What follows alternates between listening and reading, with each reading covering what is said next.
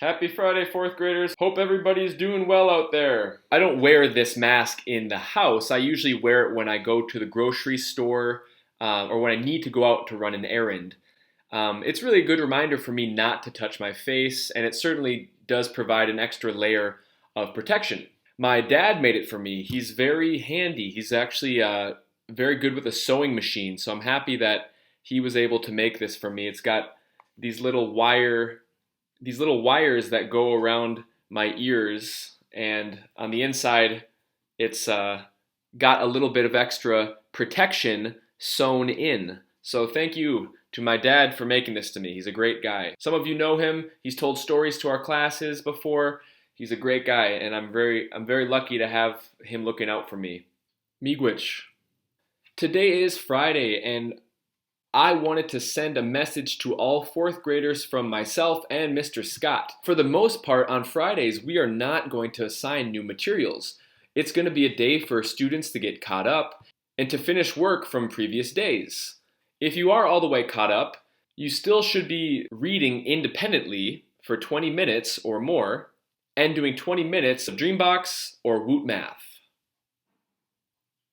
If you've got a great book at home that you're reading and you're chomping at the bit to finish, great. And if not, that's okay too. There's a few options that you have for independent reading on the Clever homepage. Let's take a look.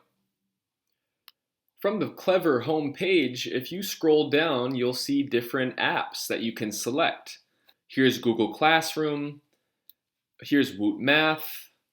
Another program that you have at your disposal is called Lexia. Now Lexia Core 5 is here. I click it. I can make that a favorite app if I want. I click on it,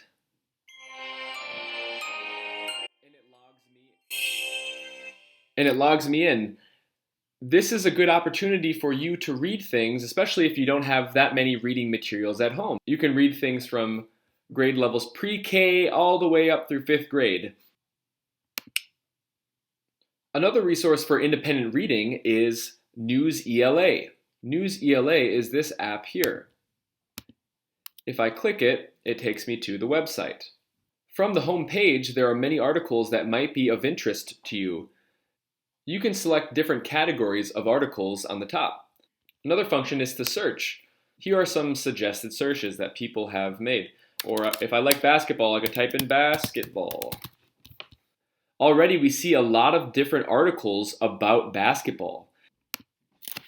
Here's an article about NBA star Kevin Durant. A good thing about News ELA articles, you can change the difficulty of the text.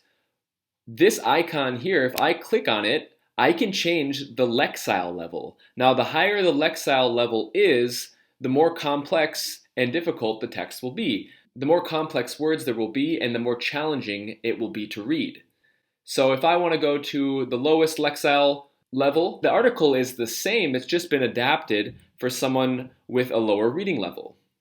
So since Google Classrooms is where we will convene, for better or for worse, for the foreseeable future, let's take a look at some of the features that will help us have a better overall experience. We access our class page, and here is our stream. The stream contains all of the assignments that are posted to you. So you'll see I posted a question. It says, "Happy Friday, everyone. What is the best thing you have been reading or watching lately? Comment your response within."